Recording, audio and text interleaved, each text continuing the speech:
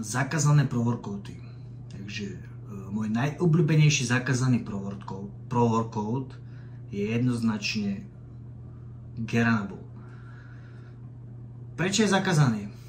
Lebo sa v ňom nachádzajú dve zakázané látky v Európskej únii a to je extrakt z efedrinu, tu je 50 mg a DMAA, tu je tiež 50 mg.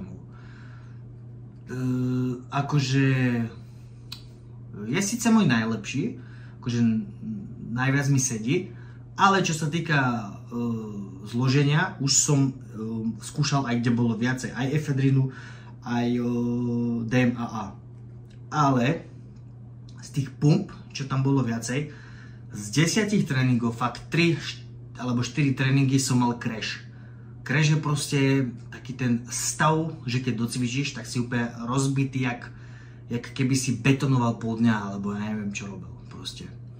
No ale z Geranabolu je prakticky odporúčaná dávka je 1 kapsula, maximálna odporúčaná dávka sú 2 kapsuly.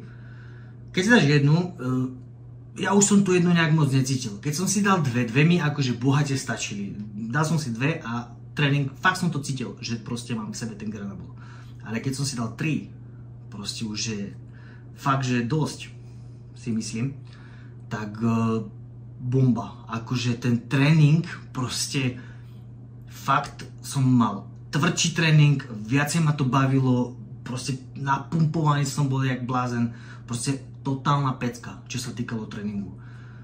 Ale to neznamená, že ho odporúčam. Samozrejme ho neodporúčam, proste samozrejme keď sa niekto experimentuje, ale toto video neslúži ako nejaké doporučenie alebo niečo podobné.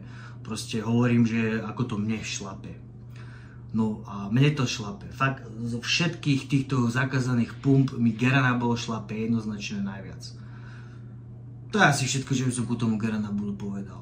Tak zhrnutie, dávkovanie som mal proste jednu kapsulu som skúšal, to určite ak už chceš experimentovať, vyskúšaj si skoro jednu a potom vlastne ja som frčal vždycky na 2. Ideálne je ešte za mňa, ideálne je proste nedávať si každý tréning, len také proste tréningy, kde sa viacej chceš proste zničiť, akoby ja neviem, že máš ťažšie tréningy, tak proste vtedy, vieš, že ja neviem, že máš 4 tréningy v týždni alebo 5, tak si to daj iba na 2 alebo na 3. Ja som to, niekedy som si dával každý tréning, dáme tomu v týždni, ale niekedy som si dával, dáme tomu fakt len, že 2.